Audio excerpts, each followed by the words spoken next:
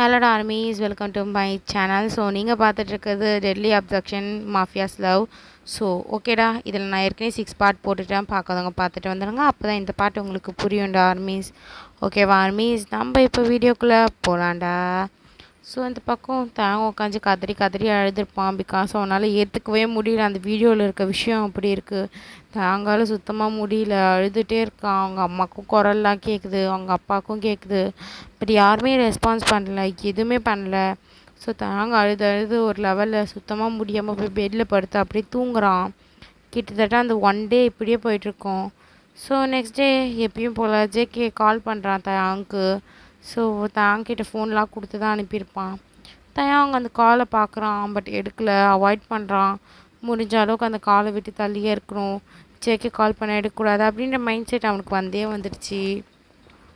So அவங்க அப்பா வராரு. வந்து இந்த பக்கம் தாங்க பார்த்துட்டு, பார்த்தல தயாங், என்ன பிரச்சனை இப்பயாவது உனக்கு புரியுதா அப்படின்னு தயாங் அப்படி தலையாட்டிட்டு, புரியுதுப்பா, சாரிப்பா அப்படின்ற மாதிரி சொல்கிறான்.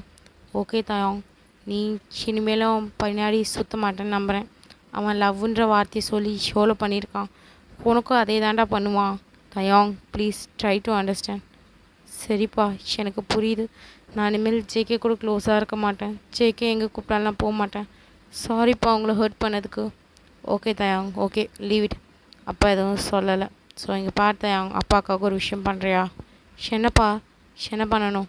ஸோ அந்த ஜேகேவோட சேராதப்பா. அவன் எது சொன்னாலும் கேட்காத. இது பென்ட்ரைவ், இது போலீஸ்கிட்ட போக வேண்டியது. பட் ஆனால் போலீஸ்லேயும் அவனுங்களோட ஆள் அதிகமாக இருக்கிறதுனால இந்த பென்ட்ரைவை நான் வச்சிட்ருக்கேன். இன்னும் போலீஸ்கிட்ட போனாலும் எப்படியும் அவன் எடுத்துடுவான் பென்ட்ரைவ். அதெல்லாம் ரொம்ப ரொம்ப சீரியஸான இஷ்யூப்பா. ஸோ அதனால தான் சொல்கிறேன், நான் வச்சிட்ருக்கேன். ஸோ கண்டிப்பாக ஜஸ்டிஸ் வாங்கி தரணும்ல அந்த பொண்ணுக்கு. கண்டிப்பாப்பா ஜஸ்டிஸ் வாங்கி கொடுத்தே ஆகணும். ஸோ தயாங், உன்னை தான் அப்பா நம்பியிருக்கேன், சரியா அப்பா? என்ன தயாங் அப்பா, அப்புறம் ஏன் இந்த பென்ட்ரைவ் வச்சு நீங்கள் வேறு எந்த மூவும் பண்ணலை? ஏன்னா நான் பண்ணலை தயாங், நீ அவன்கிட்ட மாற்றிக்கிட்டு இருக்க. அவன் ஒன்று ஏதாச்சும் பண்ண போய் அப்புறம் உனக்கு ஏதாச்சும் ஆகி, அதனால தான் தயாங். ஸோ இப்போ கூட ஜேகே எனக்கு கால் பண்ணான், என்னை மீட் பண்ணணும்னு சொன்னான். அப்படின்னு ஒன்று இந்த பக்கம் தயாங் வந்து, நான் போகிறேன்ப்பா, நான் அவனை மீட் பண்ணுறேன். தயாங் இல்லைப்பா பா, நான் பழைய தயாங் இல்லைப்பா அப்படின்ற மாதிரி சொல்லிவிட்டு, ஸோ தயாங் நேராக போகிறான். ஃப்ரெஷ்ஷப் ஆகிட்டு ட்ரெஸ்லாம் சேஞ்ச் பண்ணிவிட்டு, ஸோ கீழே கார் கீஸ் எடுத்துக்கிறான். எடுத்துகிட்டு நேராக போகிறான். ஸோ இந்த பக்கம் அவங்க அப்பா அட்ரெஸும் சொல்லிடுவார், லொக்கேஷனும் ஷேர் பண்ணியிருப்பார். அதை வச்சு இந்த பக்கம் தயாங் போயிட்டுருக்கான். ஸோ தயாங் நேராக அந்த ஹோட்டலுக்கு போயிடுறான். ஸோ காரை ஸ்டாப் பண்ணிவிட்டு நேராக அந்த டோர் நம்பரை தான் சொல்லியிருப்பாங்க, இந்த டோர் நம்பருக்கு வாங்கன்னு. அந்த டோர் நம்பர் போய் ஓப்பன் பண்ணுறதுக்காக நாக் பண்ணிகிட்ருக்கான். டோர் ஆல்ரெடி ஓப்பனில் தான் இருக்குது. ஸோ உள்ளே போனால் ஜேகே உக்காந்துட்ருக்கான். ஜேகே தாங்க பார்த்தோன்னே தயாங் அப்படின்னு சொல்லிட்டு வந்து ஹக் பண்ணுறான், லிப்பில் கிஸ் பண்ணுறான். பட் தயாங் நோ ரெஸ்பான்ஸ், எதுவுமே பண்ணல. அவன் பாட்டுங்க அமைதியாக நின்றுட்டுருக்கான் ஸ்டாச்சு மாதிரி. ஜேகே தான் பேசுகிறான். தயாங் வந்துட்டியா? உங்கள் அப்பாவை கூப்பிட்டா அவன் என்ன ஒன்று அனுப்பியிருக்கான். சரி விடு, நீ வந்ததும் ஏதோ ஒரு வெத்தத சந்தோஷம்தான் எனக்கு. பா உட்காரு அப்படின்னு சொல்லிட்டு தாங்க பிடிச்சி அவன் மேலே உட்கார வைக்கிறான். பட் தாங்க எதுவுமே பேசலை, ரொம்ப அமைதியாக இருக்கான். ஸோ தாங்க அப்படி ஜேகேவை பார்க்குறான். பட் ஜேகே அப்படி தாங்க பார்த்து, என்னாச்சு? என் பியர் இன்னைக்கு ரொம்ப அமைதியாக இருக்குது, என்னாச்சு? ஷரத் ஏதாவது சொன்னாங்களா தயாங் அப்படின்னு சொல்லிட்டு தாங்கோட ஃபேஸை உத்து பார்க்கும்போது தான் அவன் கணத்தில் ஒரு அறை விட்டதுக்கான அடையாளம் இருக்குது. தாங்க ஒரு கணத்தை பார்த்துட்டு, ஜேகே என்னாச்சு தயாங்? ஷரத் ஒன்று அடித்தாங்களா? என்னதான் இது கணத்தில் இப்படி ரோஸாக இருக்குது அப்படின்னோடனையும் அப்படியே அவன் கையெடுத்து கணத்தில் வைக்கிறான். இந்த பக்கம் ஜேகே அப்படி தாங்க பார்த்து, தயாங் வா நம்ம ஹாஸ்பிட்டல் வேணால் போகலாமா? ரொம்ப வலிக்குதா? உங்கள் அப்பா தானே இந்த மாதிரி பண்ணார், அவரை நான் சும்மா விட மாட்டேன்டா அப்படின்ற மாதிரி சொல்கிறான். ஸோ இந்த பக்கம் அப்படியே பேச ஸ்டார்ட் பண்ணுறான். யாருன்னு பார்த்தா தயாங் தான். ஜேகே என்கிட்டேருந்து ஃபஸ்ட்டு தள்ளிப்போ, எனக்கு இதெல்லாம் வேணாம். நீ எதுக்கு எங்கள் அப்பா வர சொன்ன அதை ஃபஸ்ட்டு சொல்லு. தயாங் என்னடா ஆச்சு உனக்கு? நான் உன்னோட பாய் ஃப்ரெண்ட்ரா, நான் இப்படி தான் அக்கறை எடுத்துப்பேன், ஓகேவா? நீ என்னமோ அது பிடிக்காத மாதிரி பண்ணுற. பாய் ஃப்ரெண்டா, நான் உன்கிட்ட ஐ லவ் யூன்னு சொன்னேனா? இல்லை உன்னை மனசு உருகி நான் லவ் பண்ணுறேன் ஜேகே, லவ் பண்ணுறேன் ஜேகேன்னு சொன்னானா? சொன்னியடா, என்னாச்சுடா உனக்கு? அதனால தான் நான் சொல்கிறேன். ஜஸ்ட் எனக்கு அப்போ தோணுச்சு சொன்னேன், இப்போ தோணலை. உன்னை மாதிரி ஒரு சீட்டரெல்லாம் யாரும் லவ் பண்ண மாட்டாங்க, ஜஸ்ட் அ லஸ்ஃபுல் பர்சன் அப்படின்ற மாதிரி சொல்லிட்டு ஸோ அப்படியே இந்த பக்கம் ஏஞ்சிக்கிறான் தயங் அவன் மேலே இருந்து. இந்த வார்த்தையெல்லாம் கேட்டோன்னுமே ஜேகே தயங் என்னடா பேசுகிற, இங்கே பாரு உங்கள் அப்பா உன்னை ஏதாச்சும் மிரட்டினாரா, இந்த மாதிரி என்கிட்ட வந்தோடனே பேச சொன்னார்லா, அவர் கிடக்குறாருடா, அவர் சொல்கிறதெல்லாம் கேட்காத தயங், இங்கே பாரு நான் உன்னை பார்த்துக்கிறேன், உனக்காக எல்லாத்தையும் நான் பண்ணித்தரேன், உங்கள் அப்பாலாம் ஒரு ஆளே கிடையாது, அவரை விட்டுட்டு வந்துட்டு தயங் சரியா. ஏய் சி, உன்னை மாதிரி ஒருத்தரோட வாயிலேருந்து எங்கள் அப்பா ஒரு பேர் சொல்கிறது கூட அருகதை இல்லைடா உனக்கு, கேவலமானவனே அப்படின்ற மாதிரி சொல்லிட்டு இந்த பக்கம் தயாங் சொல்கிறான்.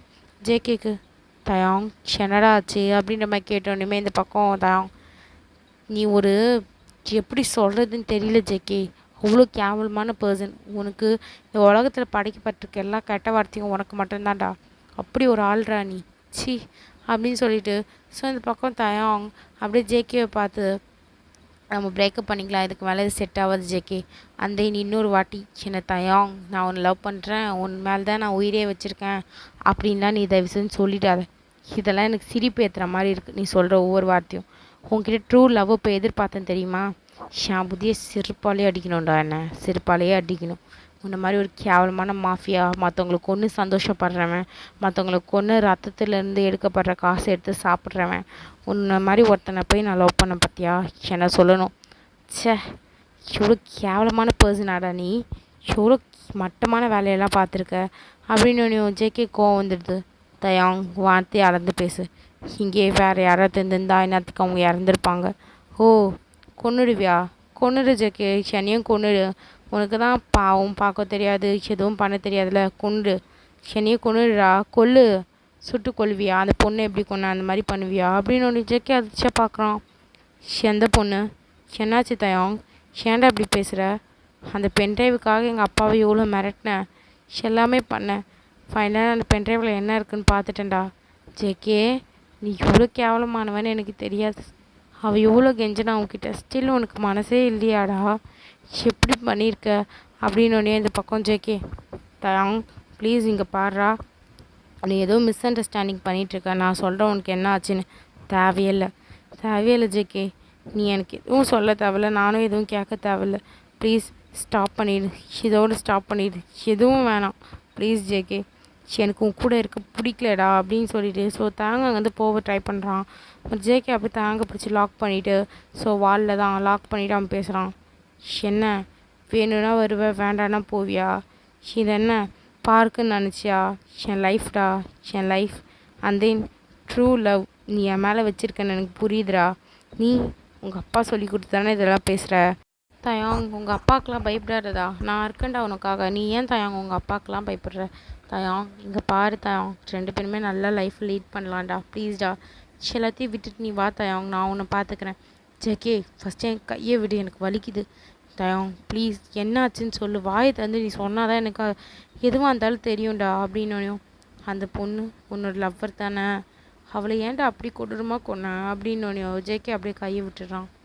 தயாங் நான் எக்ஸ்பிளைன் பண்ணுறேன், கொஞ்சம் கேளு தயாங், தப்பு என் மேலே மட்டும் இல்லைடா அப்படின்னு சொல்லிட்டு இருக்கும்போது இந்த பக்கம் தயாங் ஜேகேவை தள்ளிட்டு, நீ ஒரு கொலகாரன், நீ மற்றவங்களுக்கு ஒன்று சந்தோஷப்படுறல, உன்னை போய் எப்படி நான் லவ் பண்ணேன், அதுவும் மேடா வைத்தியமாக பண்ணியிருக்கேனே, உன்னை விட்டுட்டு எனக்கு அந்த ஒரு நிமிஷம் கூட உன்னை விட்டு தள்ளி இருக்க முடியலடா ஜேகே, அவ்வளோ வலிக்குதுடா எனக்கு, பட் ஸ்டில் இருந்தாலும் எனக்கு நீ தேவையில்ல, எனக்கு நீ தேவையே இல்லை, என் லைஃப்பில் ஜேகேன்ற ஒரு பர்சன் தேவையில்ல, லைஃப் எனக்கு தனியாக பார்த்துக்க தெரியும், இனிமேல் லவ் அப்படின்னு சொல்லிட்டு என்கிட்ட வந்துடாதடா, இன்னொரு விஷயம் என்னை பார்க்கணும் என்னை பேசணும்னு சொல்லிட்டு வந்துடாத, எனக்கு உங்ககிட்ட பேச எதுவுமே இல்லை, தயவு செஞ்சு இனிமேல் என்னை தேடி வந்தாத, அந்த பொண்ணுக்கு நான் கண்டிப்பாக ஜஸ்டிஸ் வாங்கி தந்தே தீருவேன், நான் கோர்ட்டில் கேஸ் போட போகிறேன் ஜேகே அப்படின்னு சொல்லிட்டு ஸோ தாங்க அந்த இடத்த விட்டு கிளம்பலான்னு சொல்லிட்டு போகிறான்.